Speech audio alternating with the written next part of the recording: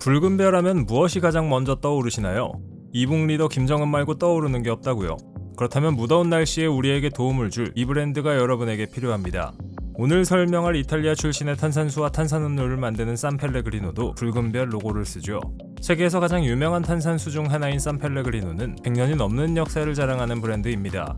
과연 이 브랜드의 숨은 역사와 재미있는 사실들은 무엇이 있을까요? 누가 발견했는지는 모르지만 이탈리아 롬바르디 근처의 산펠레그리노에서 나오는 샘물은 수백 년 동안 사람들에게 사랑받았습니다.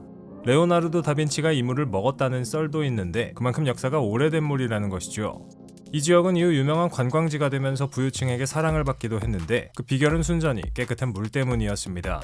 알프스 산맥의 바위들을 거치면서 깨끗한 물이 탄생하는데 이 물을 사람들이 즐기게 된 겁니다.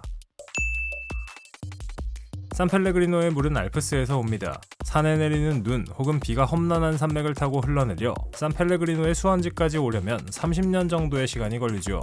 그동안 물에는 풍부한 미네랄과 칼슘, 마그네슘 등이 포함되어 산펠레그리노 특유의 맛을 내줍니다.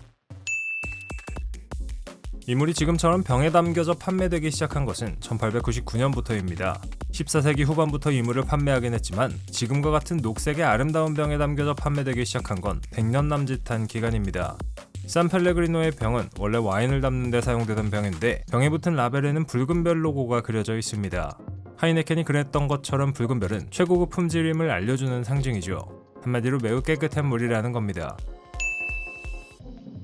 이 지역의 물은 철저한 수질 관리를 거칩니다. 지질학자들과 지하수 전문가들이 항상 물의 상태를 지켜보고 있고 샘물의 수원지에 접근하는 것도 정해진 사람들만 들어갈 수 있습니다. 지금 생산되는 물이 1782년 물과 성분에서 별 차이가 없을 만큼 철저하게 관리되고 있다는 게 믿어지시나요? 시간이 200년 넘게 흘렀으면 오염이 될 법도 한데 똑같다는 사실이 놀랍네요. 원래 산펠레그리노 지역의 물에는 탄산이 없습니다. 수원지에서 나오는 물은 우리가 먹는 생수나 마찬가지죠. 그런데 우리가 마시는 산펠레그리노에는 탄산이 들어가 있습니다. 이게 어찌된 일일까요? 산펠레그리노는 과거 물 안에 미네랄을 보존하기 위해 탄산을 인공적으로 주입했는데 사람들이 탄산이 들어간 물을 더 좋아해서 아예 탄산수로 제품 자체를 바꾼 겁니다. 물 안에 들어가는 탄산과 관련된 재미있는 사실이 몇 가지 더 있습니다. 산펠레그리노를 마셔보면 탄산이 다른 제품에 비해 더 적다는 걸 알 수 있는데요. 이는 제조사에서 미네랄을 보존하기 위한 최소한의 양만큼만 탄산을 넣기 때문입니다. 또한 물에 들어가는 탄산도 신중하게 고른다는데 이 정도면 물 장인이네요. 여전히 산펠레그리노는 이탈리아 한 군데에서만 물을 만들어냅니다. 4시간마다 3만 병 이상의 물이 만들어지고 있죠. 하긴 물만 떠서 병에 담으면 되니 크게 어려울 건 없을 것 같네요. 과거 산펠레그리노의 광고들은 질병을 예방할 수 있다는 내용으로 광고되기도 했습니다. 과거 연구에서 실제로 질병 치료에 효능이 있는 것으로 밝혀졌기 때문이죠. 이후 1930년대가 되어서야 산펠레그리노는 방향을 틀어서 고급 식당에서 마시기 좋은 물로 마케팅을 시작했습니다. 유럽의 레스토랑에 가면 산펠레그리노를 어렵지 않게 찾아볼 수 있습니다. 아마 여러분들이 처음 산펠레그리노를 접한 것도 유럽의 어느 식당에서가 아닐까 하는데요. 단순히 마케팅 때문에 산펠레그리노가 식당에 널리 보급된 걸까요? 와인에는 마리아주라는 것이 있습니다. 쉽게 말하면 어느 음식이 어떤 와인과 잘 어울리는지를 알아두고 같이 먹는 건데 산펠레그리노도 특정 음식과 같이 먹으면 그 음식의 풍미를 더 살려줍니다. 뿐만 아니라 어떤 물과 같이 먹느냐에 따라 와인의 맛도 달라지는데 산펠레그리노와 특정 와인을 같이 페어링하면 그 풍미를 더 잘 즐길 수 있다고 합니다. 역시 식당에서 이 물을 많이 사용하는 데에는 다 이유가 있네요.